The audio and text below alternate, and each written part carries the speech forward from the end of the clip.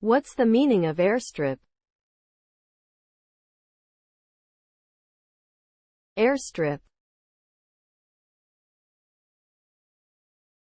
Airstrip. Airstrip. Airstrip. Airstrip.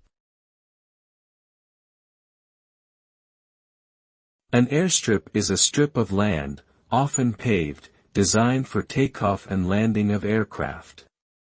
Typically, an airstrip is much shorter than an airport runway and is used for smaller aircraft such as airplanes, helicopters, or gliders.